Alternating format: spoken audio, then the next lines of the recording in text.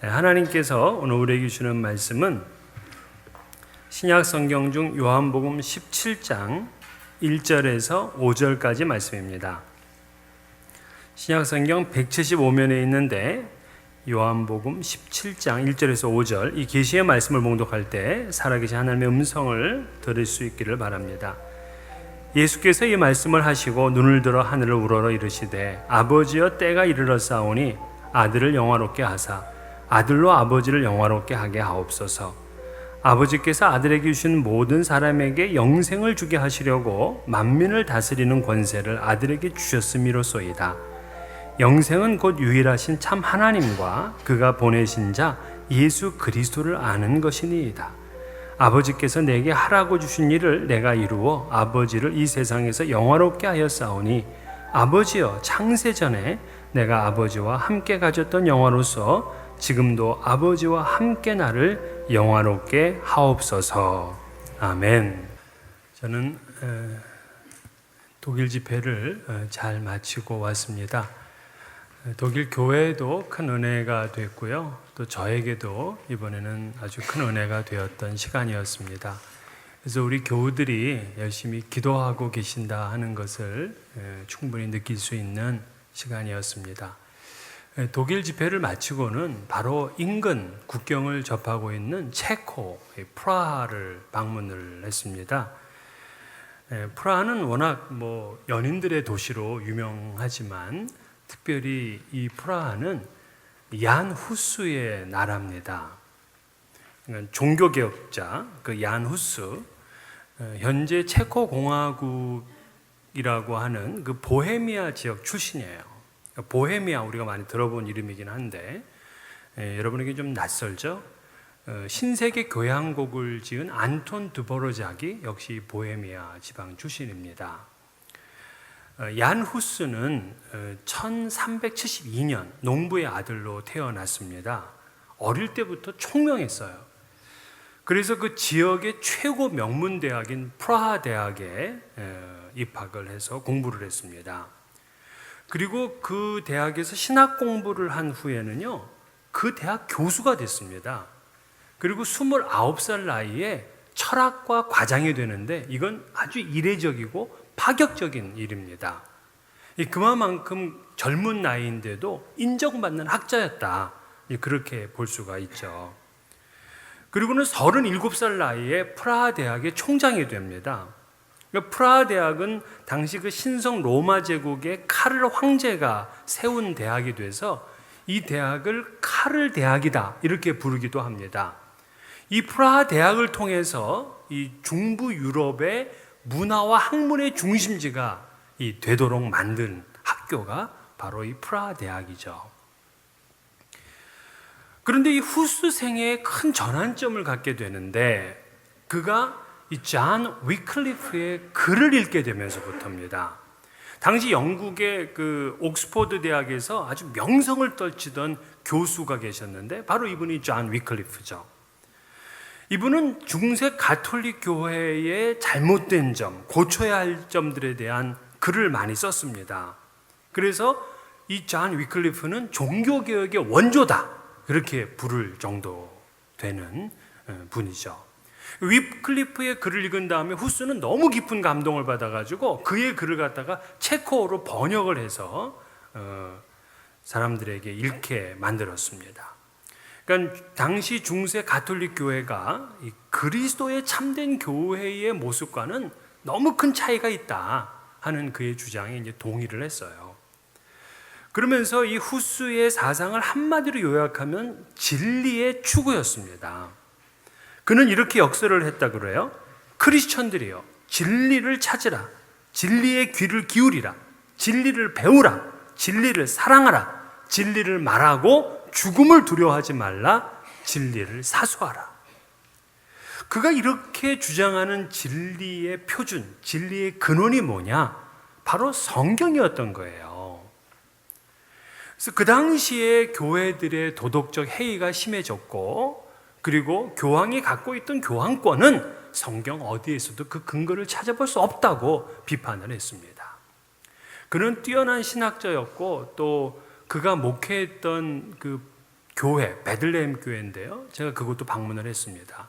아주 수수한 교회예요. 카톨릭 교회 성당은요, 어마어마하게 화려합니다. 아주 높은 고딕 양식에다가 아주 정말 빛과 번쩍하죠. 그거에 비해서 이 베들레헴 교회는 아주 소박한 그런 개혁적인 교회.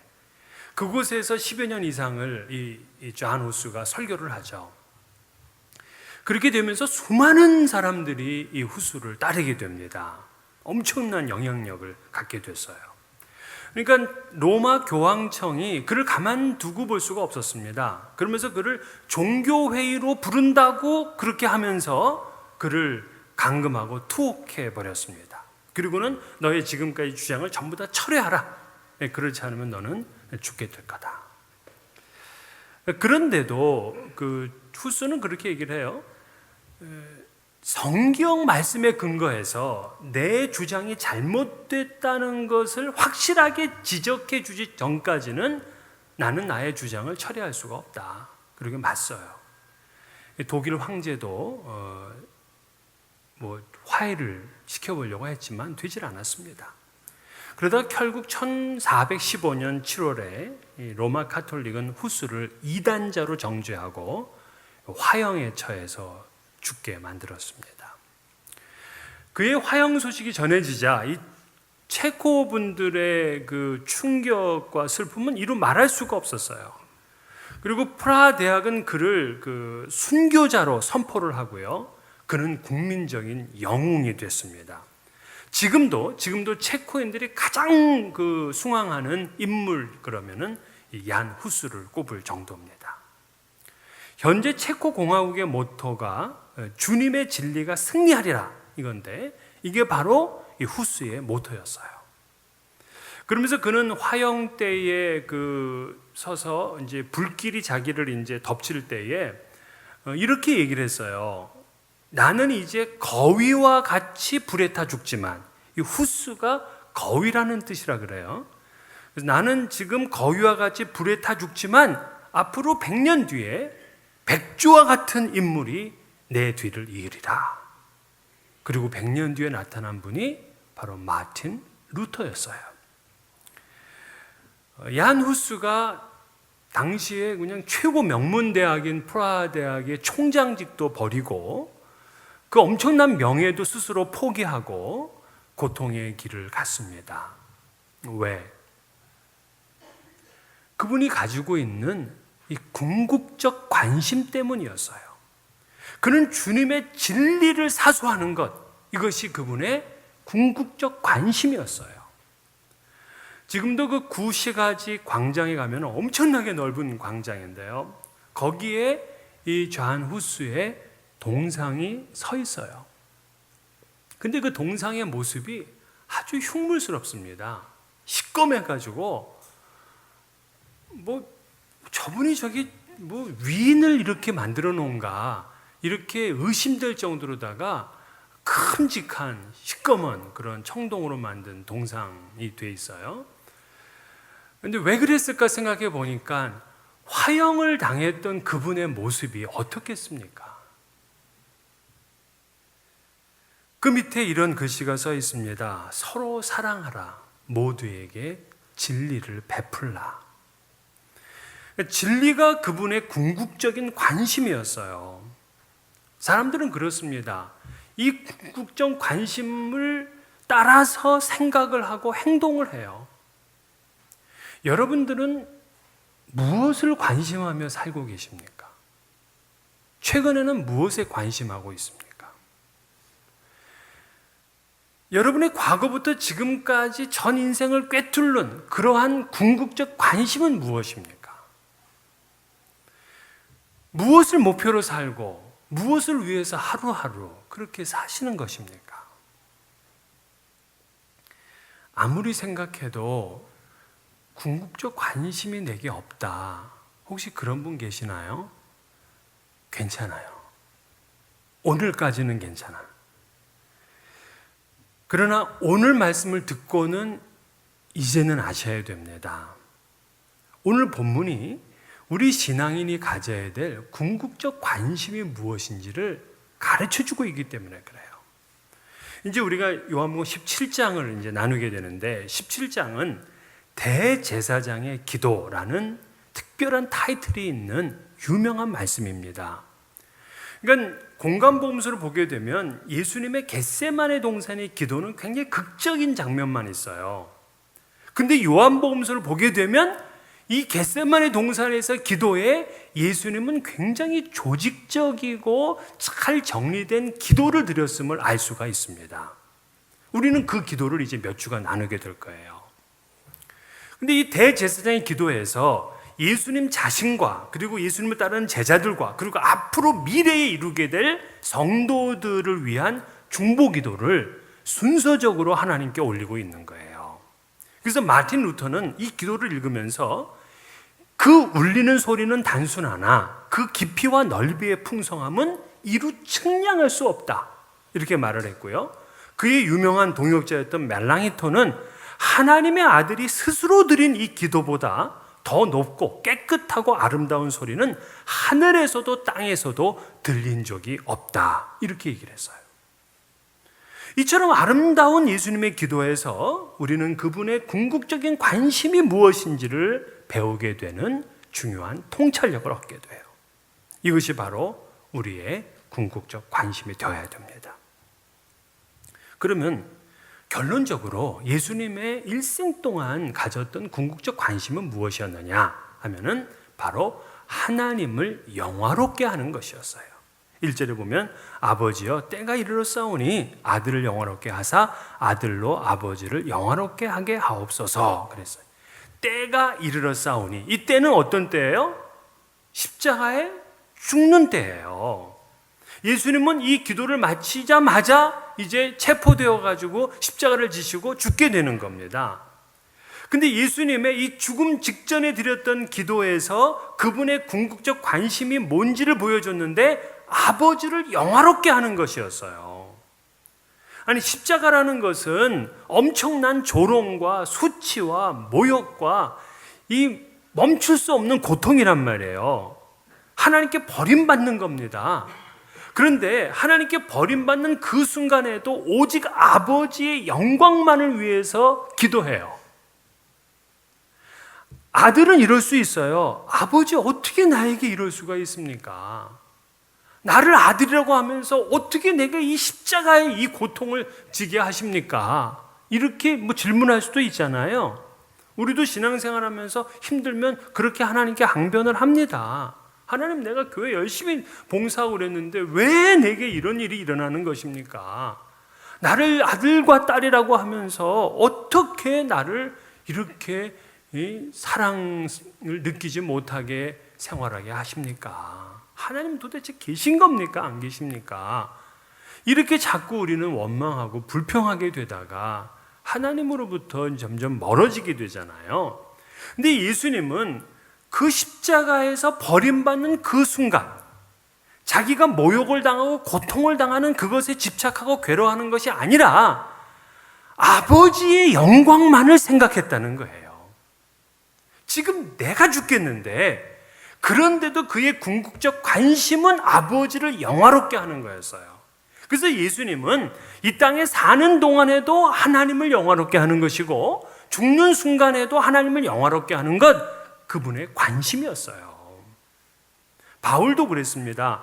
우리가 살아도 주를 위해 살고 죽어도 주를 위해 죽나니 그러므로 사나 죽으나 우리가 주의 것이로다. 이것이 신앙인이 가져야 될 궁극적 관심이죠. 그런데 우리들은 너무나 이기적입니다. 찬송을 하고 또 열심히 봉사를 하고 공부도 많이 하고 성경도 읽고 하다가도 뭔가 좀 이권이나 자존심이 걸리는 일이 있으면 그냥 한순간에 돌아서 버려요. 우리의 궁극적 관심은 마지막 죽는 그 순간까지도 변치 않는 것이어야 돼요. 오늘 다르고 내일 바뀌는 그러한 관심은 궁극적 관심이 아니죠. 우리가 마지막 죽는 그 순간까지도 붙들어야 될 그 깃발, 그것이 우리의 궁극적 관심이 되어야 돼요. 예수님께서는요, 그 마지막 순간에 땅의 것을 바라보질 않았어요. 그래서 땅의 연민이나 땅의 회한을 갖질 않았어요. 심지어 자기 눈앞에 있는 그 십자가도 보질 않았어요. 그 너머에 있는 하나님 아버지, 그분의 영광만을 보았습니다. 자, 그러면 이 예수님의 궁극적 관심은 하나님을 영화롭게 하는 것, 하나님께 영광을 돌리는 건데, 어떻게 함으로 우리는 하나님 아버지께 영광을 돌릴 수 있는가? 그 첫 번째가 아들이 영화롭게 됨으로야. 1절을 보게 되면 아들로 아버지를 영화롭게 하옵소서 하는 이 기도 이전에 뭐라고 하냐면 아들을 영화롭게 하사, 이렇게 기도가 먼저 나와요. 그러니까 이 아들이 아버지를 영화롭게 하옵소서 하기 전에 하나님이 이 아들을 먼저 영화롭게 해달라, 이 얘기예요. 자, 십자가를 앞두고 있는 예수님이 어떻게 영화로울 수 있습니까? 죽음을 이기시고 부활하시고 승천하셔서 하나님 보좌 우편에 이르시면 돼. 자, 이것이 바로 아들을 영화롭게 하는 거예요. 이렇게 아들을 영화롭게 하면 이것이 아버지의 영광이 된다, 이렇게 고백을 하고 기도하고 있어요. 그러니까 하나님의 영광과 아들의 영광은 나눠지질 않아. 직결되어 있어요. 요즘은 한국 사람들 가운데 아주 세계적인 마라토너가 나오질 않아요. 10년 전, 20년, 30년만 해도 황영조나 이봉주 이런 선수들이 있었잖아요. 근데 요즘은 그렇게 소식을 못 듣습니다. 근데 그 이봉주 선수, 이 보스턴 마라톤에서 우승을 했잖아요. 근데 그가 이 대회 참가하기 직전에 아버지가 돌아가셨어요. 그래서 한참 훈련 중인 그에게는 너무나 힘이 되어 주었던 아버지의 그 죽음이 굉장히 충격이어서 이봉주를 낙심시킬 수가 있었습니다. 하지만 이 이봉주는 그 아버지의 그 죽음의 이야기를 듣고는 내가 이번 보스턴 마라톤에서 금메달을 받아서 아버지의 영전에 바치겠다, 이런 이제 생각을 하게 돼요. 그런 각오로 뛰었습니다. 그러면서 그 보스턴 마라톤은 아주 언덕이 있는데 이 언덕을 심장 파열 구간이라고 이제 부르는데요. 근데 이봉주가 여기서 힘을 낸 겁니다. 근데 자기가 그걸 뛸 때 돌아가신 그 아버지를 생각했다는 거예요. 그래서 아버지를 영광스럽게 하기 위해서 이 아들 이봉주가 택한 길이 이 금메달이었던 거예요. 아들의 영광스러운 길이었어요. 그렇습니다, 여러분. 그리스도인의 영광스러운 삶이란 목적이 다른 거예요. 그저 내가 잘 되고 내가 영광스러운 것으로 끝나는 것이 아니라 나의 영광을 통해서 우리 하나님의 영광을 드러나게 하는 것, 이것이 바로 궁극적인 관심인 거죠. 그래서 하나님을 영광스럽게 하려면 반드시 우리가 영광스러운 삶을 살아야 돼요. 하나님의 영광을 내 영광으로 알고 하나님의 수치를 내 수치로 아는 삶, 그것이 바로 기독교인의 삶이에요. 예수님은 5절에 아버지여, 창세전에 내가 아버지와 함께 가졌던 영화로서 지금도 아버지와 함께 나를 영화롭게 하옵소서, 하나님의 영광과 나의 영광이 분리되지를 않은 거예요. 그래서 아버지를 영광스럽게 하려는 아들은요, 자신의 몸을 함부로 굴리지 않아요. 아버지를 기쁘시게 하겠다고 하면서 어떻게 자식이 못된 짓만 하고 다닐 수가 있겠습니까? 오늘은 이제 Father's Day잖아요. 이날 여러분 아버지를 어떻게 기쁘시게 해드리겠습니까? 식사 대접을 하고 선물을 준비해주고, 이거 좋은 일이죠. 근데 그보다 더 좋은 일은 뭐냐면 자녀가 영광스러운 삶을 사는 거예요. 그러면 부모는 더 기뻐요. 그래서 믿는 자녀들에게는요, 그만큼의 책임이 따르는 겁니다. 마태복음 5장 16절에 이같이 너희 빛이 사람 앞에 비치게 하여 그들로 너희 착한 행실을 보고 하늘에 계신 너희 아버지께 영광을 돌리게 하라. 우리가 착하게 살 때에 하나님께 영광이 돌아가요. 즉 하나님과 부자의 인연을 맺지 않은 사람들은요, 인생은 자기 것이니까 자기 마음대로 살아도 돼. 그러나 하나님을 아버지라고 부르는 자녀는 내 마음대로 살 수가 없어요. 왕의 자녀는 이 땅에서 영광스러운 삶을 살아야 됩니다. 그래서 아마 졸업식장에서 그 최고의 상을 받는 학생이 있다면 그 학생이 최고로 기쁜 게 아니라 그 학생의 부모가 최고로 기쁜 거잖아요. 예수 믿는 사람은 그만큼 하나님의 영광을 위하여 자신을 영광스럽게 하는 삶을 살아야 된다 하는 말씀입니다. 두 번째는요, 예수님은 어떻게 아버지를 영광스럽게 하는 삶을 살았느냐 하면은 아버지께서 맡기신 사명을 이루셨기 때문에 그래요. 4절에 보면 아버지께서 내게 하라고 주신 일을 내가 이루어 아버지를 이 세상에서 영화롭게 하였사오니 그랬어요. 아버지께서 내게 하라고 주신 일, 그게 바로 사명이죠. 예수님께서는 사명을 다 이루었기 때문에 아버지를 영화롭게 하였다 하고 당당하게 말합니다. 예수님은 자기의 죽음 앞에서 이 삶에 대한 조금 더 연연하는 게 없죠? 당당해요. 아버지께서 내게 하라고 주신 일, 이걸 내가 다 이루었다 이렇게 얘기를 합니다. 십자가상에서도 7말씀을 하셨는데 그 중에 한 말씀이 다 이루었다예요. 얼마나 부럽습니까? 대부분의 사람들은 죽을 때 항상 회한을 가지고 후회하는 인생에 대한 이야기를 합니다. 근데 이 성경의 사람들을 보게 되면 죽음 앞에서 이 땅에 있는 것을 후회하는 사람들이 없어요. 당당합니다. 바울 사도도 그랬어요. 그가 마지막 쓴 편지가 디모데후서잖아요. 디모데후서 마저 죽음을 앞에 두고 썼던 그 글에서도 그는 이렇게 얘기를 합니다. 나는 선한 싸움을 싸우고 나의 달려갈 길을 마치고 믿음을 지켰으니, 그러니까 달려갈 그 코스를 자기는 다 마쳤다 이거예요. 그러니까 전혀 인생의 후회나 연민 같은 것이 없어요. 자기의 맡겨진 일을 부끄러움 없이 사명을 감당하며 다 살았다는 거예요. 여러분, 이것이 바로 하나님을 영화롭게 하는 겁니다. 마지막 날에 주님 만났을 때 나 몰라요, 이거 가지고 안 되는 거죠. 그래서 예수님은 하나님을 영화롭게 하기 위해서 어떤 삶을 살았느냐? 2절에 보니까 예수님은 만민을 다스리는 권세를 가졌다고 얘기를 해요. 이 권세로 예수님이 하신 일이 무엇이냐면 사람들에게 영생을 주는 일을 하셨어요. 2절, 아버지께서 아들에게 준 모든 사람에게 영생을 주게 하시려고 만민을 다스리는 권세를 아들에게 주셨음이로다.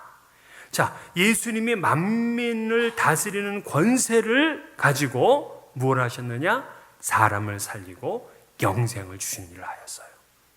그러니까 자신의 힘, 자신의 권세를 가지고 무엇을 하느냐가 그 사람의 됨됨이를 결정을 합니다.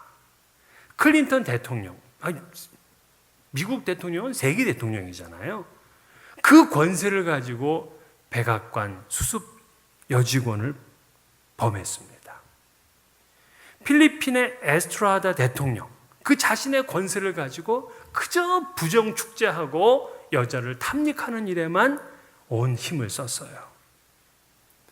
내게 힘이 있느냐 없느냐, 내게 권세가 있느냐 없느냐, 그게 중요한 게 아니라 그 힘과 권세를 가지고 무엇을 하느냐가 중요한 거죠. 자기의 가진 힘으로 무엇을 하느냐, 내가 가진 지혜로, 내가 가진 건강으로 무엇을 하느냐가 중요한 거야. 건강한 몸으로 그저 죄 짓고 돌아다니는 것보다는요, 골골하면서도 주의 영광을 위해서 산다면 그것이 더 귀한 인생이에요. 그래서 하나님의 자녀들은요, 내게 맡겨진 이 인생에 대해서 책임적으로 살아야 돼. 하나님 앞에 갔을 때 책임적인 인생, 내게 맡겨진 일을 다 달렸습니다, 그렇게 고백할 수 있어야 되는 거죠. 어느 날 그 스위스 사람하고 영국 사람하고 그 한국 사람, 조선 사람 셋이 만났다 그래요. 그 저마다 세계 제일의 궁수라고 자랑을 하는 겁니다. 그러면서 그럼 우리가 한번 시합을 해보자. 그러면서 사람을 세워놓고 그 머리 위에다가 이제 사과를 하나 올려놓고서 이제 서로 이제 쏘아서 사과를 맞추는 일을 하는 거예요. 스위스 사람이 먼저 딱 나왔어요. 그러면서 활시를 당겨가지고서 딱 쐈더니 정말 사과를 명중을 했습니다. 그러고 나서 이 친구가 하는 말이 I am William Tell. 다 그러더래. 윌리엄 텔이었어. 그러더니만 영국 사람이 나와가지고 요번에 다시 한번 활시를 달려가지고 탁 쐈더니 요번에도 사과를 명중했어요. 그러면서 하는 말이 I am Robin Hood 그러더래. 로빈 훗이었어. 다음에 한국 사람이 나와가지고서 그것도 쏘는 거냐 그러면서 쫙 쐈는데 잘못 쏴가지고 그 사람의 심장을 맞췄어. 그러면서 하는 말이 I am sorry 그러더래요. 네, 무책임하죠?